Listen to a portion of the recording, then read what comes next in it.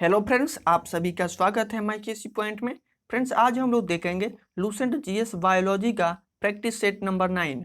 और इसके पहले जितने भी प्रैक्टिस सेट अपलोड हुए हैं सबका लिंक डिस्क्रिप्शन में है, आप वहां से जाकर देख सकते हैं या प्ले लिस्ट में जाकर देख सकते हैं। फ्रेंड्स, इसमें जितने भी प्रश्न होंगे वह सभी प्रश्न वनस्पति विज्ञान से संबंधित प्रश्न होंगे। तो इन सेट को प्रैक्टिस करने के साथ साथ आप लूसेंट बुक से थ्योरी भी पढ़ सकते हैं, क्योंकि इसमें सारे प्रश्न चैप्टर वाइज ही दिए जाते हैं। तो आइए देखते हैं पहला प्रश्न, वनस्पति विज्ञान का जनक किसे कहा जाता है। वनस्पति विज्ञान के जनक थियोफ्रेक्टस को कहा जाता है। वनस्पति विज्ञान का जनक तो थियोफ्रेक्टस को कहा जाता है। और मालूम होना चाहिए कि वनस्पति विज्ञान क्या होता है। तो वनस्पति विज्ञान को इंग्लिश में बॉटनी बोलते हैं, और जो कि विभिन्न प्रकार के पेड़ पौधों तथा उनके क्रियाकलापों के अध्ययन को ही वनस्पति विज्ञान कहा जाता है।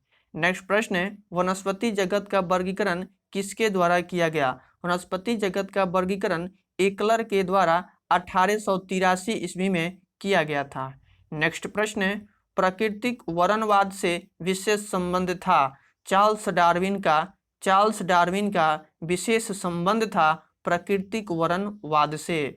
नेक्स्ट प्रश्न है, फिलोसफिस जूलॉजी के लेखक कौन है। तो फिलोसफी जूलॉजी के लेखक लैमार्क हैं। नेक्स्ट प्रश्न है, जीवाणु जिसको इंग्लिश में बैक्टीरिया बोलते हैं की खोज किसने की थी। लिवियन हॉक के द्वारा ही जीवाणु की खोज की गई थी। एक कब की गई थी, तो इनके द्वारा 1683 ईस्वी में की गई थी, जो कि हॉलैंड के निवासी थे।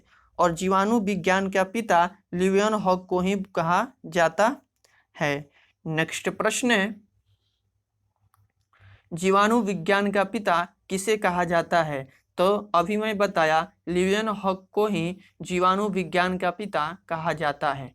नेक्स्ट प्रश्न है, जीवाणु का नामकरण किसने किया। एहरेनबर्ग के द्वारा ही जीवाणु का नामकरण किया गया था। इनके द्वारा इसका नामकरण कब किया गया था, तो 1829 ईस्वी में किया गया था। नेक्स्ट प्रश्न है, रेबीज का टीका की खोज किसने किया।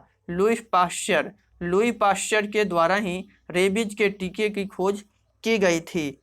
और इसकी खोज कब की गई थी, तो 1812 से 1892 के बीच लुई पाश्चर ने अपने कार्यकाल में इसकी खोज की थी। और लुई पाश्चर के द्वारा रेबीज के टीका का तो खोज किया ही गया था, इसके अलावा दूध के पाश्चराइजेशन की भी खोज की गई थी। फ्रेंड्स, इसमें जितने भी प्रश्न हैं सभी प्रश्न आपके एग्जाम पॉइंट ऑफ व्यू से काफ़ी महत्वपूर्ण हैं। जो प्रश्न किसी एग्जाम में पूछे गए हैं या आने की संभावना है वही प्रश्न दिए गए हैं। तो इस वीडियो को पूरा देखें, और इसके अलावा अन्य सेट भी है उसको भी प्लेलिस्ट में जाकर देख सकते हैं।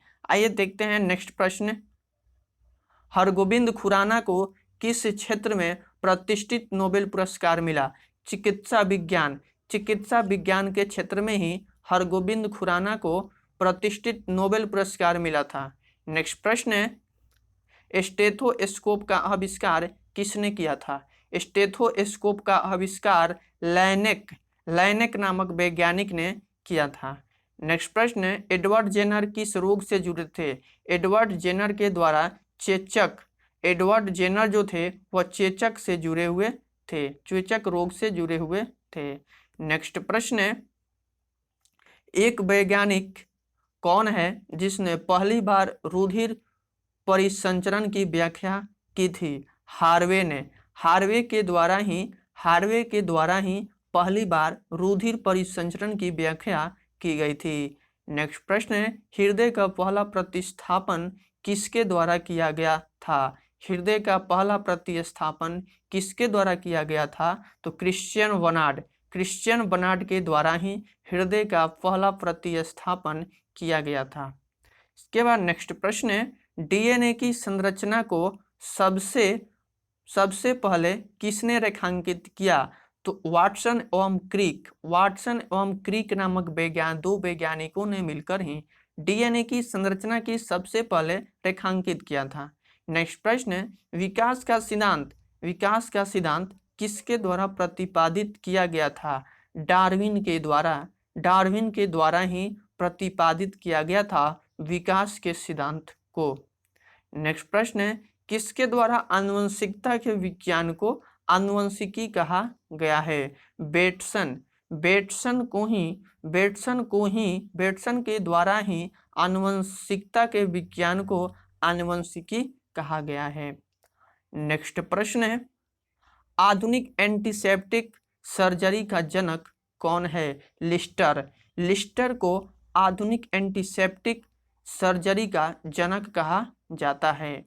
नेक्स्ट प्रश्न है, लुई पाश्चर ने किसकी खोज की थी? तो लुई पाश्चर के द्वारा रेबीज रोधी टीका की खोज की गई थी। नेक्स्ट प्रश्न है, प्रथम एंटीबायोटिक की खोज किसने की थी? प्रथम एंटीबायोटिक की खोज किसने की थी? तो ए फ्लेमिंग को अलेक्जेंडर फ्लेमिंग भी कहा जाता है। ए का अलेक्जेंडर का ही शॉर्ट फॉर्म में ए भी लिखा जाता है।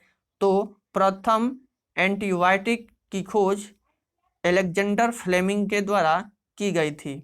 नेक्स्ट प्रश्न है, पेनिसिलिन की खोज किसने की थी? तो पेनिसिलिन की खोज भी अलेक्जेंडर फ्लेमिंग के द्वारा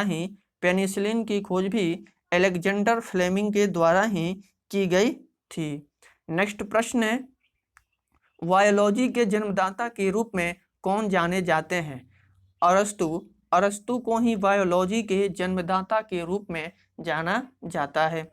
नेक्स्ट प्रश्न है, किस वैज्ञानिक ने खोज की थी कि मलेरिया मच्छरों द्वारा होता है?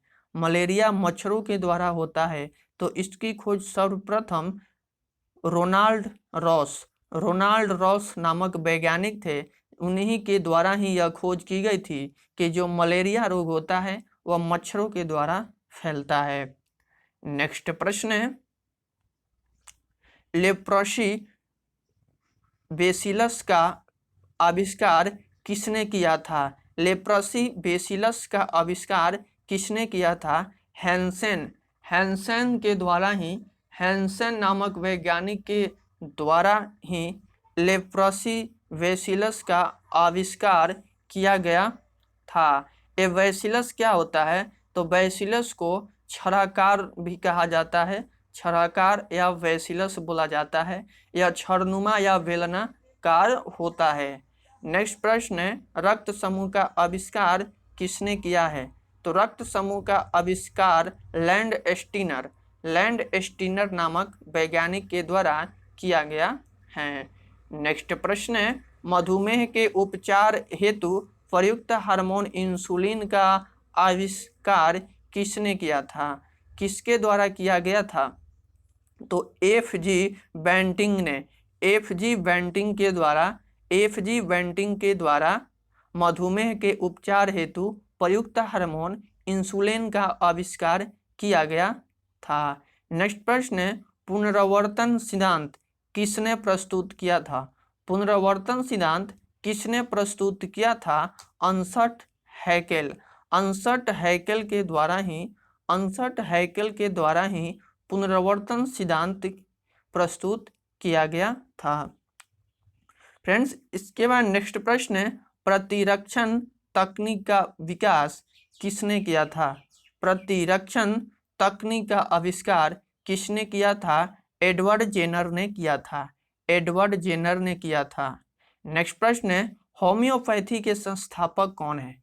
होम्योपैथी के संस्थापक हाइनेमैन ही होम्योपैथी के संस्थापक हैं। फ्रेंड्स, यदि वीडियो आपको पसंद आ रही हो तो वीडियो को लाइक करें और चैनल पर पहली बार आए हैं तो चैनल को सब्सक्राइब भी करें। आइए देखते हैं नेक्स्ट प्रश्न, स्वप्नों का अध्ययन क्या कहलाता है? तो सपनों का अध्ययन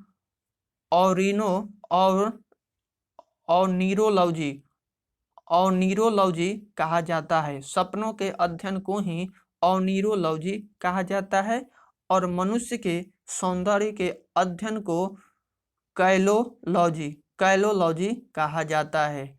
फ्रेंड्स, इसमें जितने भी प्रश्न हैं सभी प्रश्न आपके एग्जाम पॉइंट ऑफ व्यू से काफ़ी महत्वपूर्ण हैं। तो इसके अलावा और भी प्लेलिस्ट में सेट हैं, उनको भी जाकर देख सकते हैं। और इस सेट को प्रैक्टिस करने के साथ साथ आप लूसेंट बुक से थ्योरी भी पढ़ते चलें और इससे चैप्टर वाइज प्रैक्टिस करते चलें, जो कि आपके एग्जाम पॉइंट ऑफ व्यू से काफ़ी महत्वपूर्ण होगा।